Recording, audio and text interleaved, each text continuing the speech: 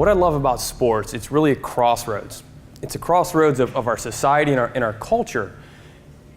How many of you guys have listened to sports radio or have watched a ball game in the last week? Yeah, just about everybody in the room. Sports has a significant impact. If I'm going to be honest, it goes so far as to impact everything from the music we listen to. Do you guys know Shaquille O'Neal put out a rap album? He did. And I bought it. Why would I buy that if I wasn't a sports fan? But then it also brings up stuff in our culture like domestic violence. Obviously, football this last year has brought that to the forefront. So it brings up things like that. Homosexuality, athletes coming out of the closet. Again, sports has a way of pushing things forward and gets us talking about them. So that's why it's so exciting to work in that industry. And as a leader, as you guys, trying to figure out how can we glorify and honor God in such an important industry in our society that shapes our culture. When I think about shaping our culture, when I think about our challenges as leaders in our regions, I think about Daniel. Daniel was a man in the Bible that had immense challenges, and he had to respond in a certain way, in a specific way, and he did that really with three keys. One, he lived faithfully, and I want to touch on that. Two, he embraced our culture. That's a scary thought when we think about it right now. Embracing our culture and everything that's around us. That's scary, but Daniel did that. And then the third thing, Daniel was excellent. First thing, living faithfully.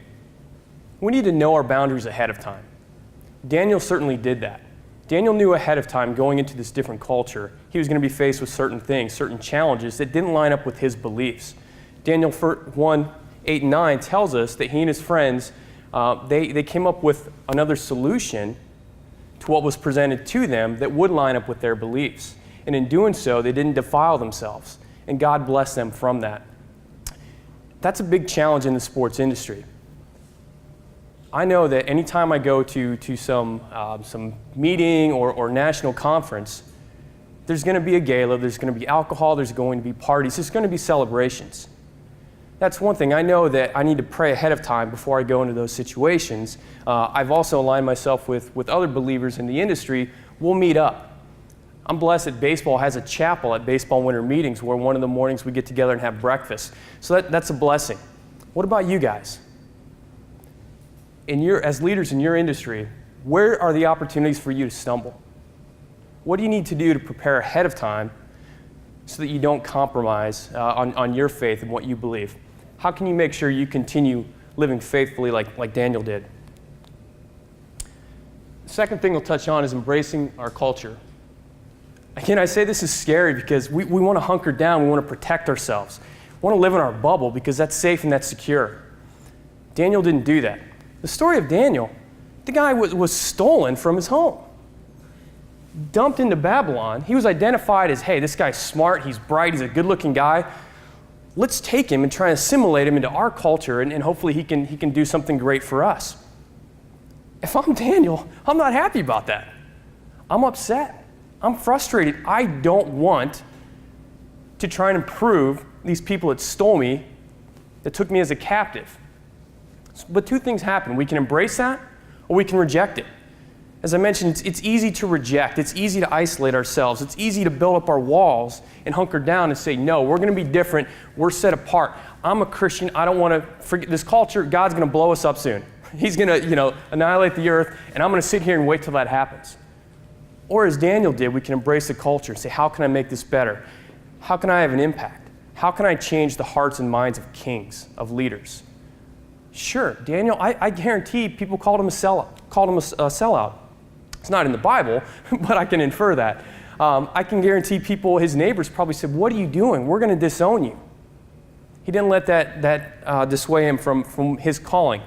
God said, hey, embrace the culture. I've got great things. I'm going to do great things through you. What are ways we can embrace our culture?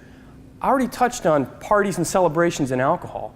I know that where I went to college, Bible Belt Midwest, alcohol was a huge sin. I had people talk to me and say, you want to go into sports, you're certainly not going to work for a team that sells alcohol, are you? What restaurants do we go to? What sporting events do we go to that don't have alcohol? Those are some of the challenges. When I think through about embracing culture, music's a huge thing. Social media right now, we're inundated with culture. How can we embrace it?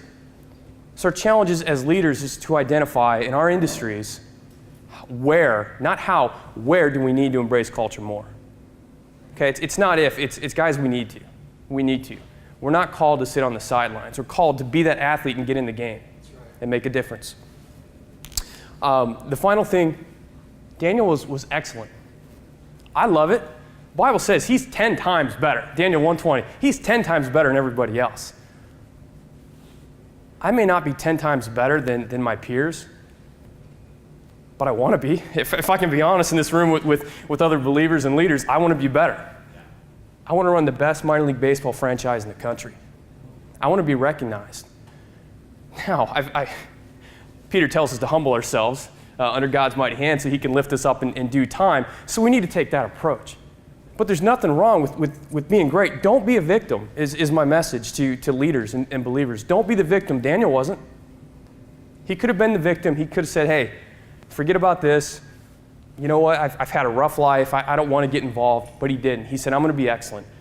I'm going to allow myself to be educated by these new schools. I'm going to learn a new way of life, and I'm going to be better than other people.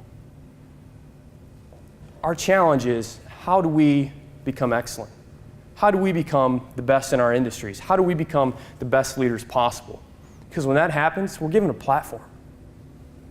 And no matter what industry you're in, God's going to use that platform. Just because I work in sports, I've been asked to speak at Rotary events, I've been asked to speak at auto shows, and in events like here today with other leaders in the industry. That's exciting, and that's an opportunity. I've been asked to speak on the national stage in the sports industry as well. Those opportunities to share a message of excellence lead to other conversations that God's going to work in and through. It's also a great opportunity to promote others. On the business side, oftentimes the sport fans want to know the athletes. Well, you know what? When somebody requests an athlete, I know which ones are believers. I know who I can promote, who can take the message further than I can. That's awesome. It's awesome. Being excellent gives you the opportunity to promote others as well. So I'm going to wrap it up with a quick summary. Daniel lived faithfully. He knew ahead of time decisions he would make. He knew the challenges, prepared, so there wasn't a question. He embraced his culture. He wasn't afraid of culture. He embraced it. And then he was excellent. Let's be excellent. And the reminder, I have to remind myself, God was faithful to Daniel over a lifetime. These changes occurred. He impacted society through Daniel over a lifetime. My prayer for this group and for others as leaders in the regions, God's going to be faithful to you over a lifetime. Let's embrace that and let's see what he can do.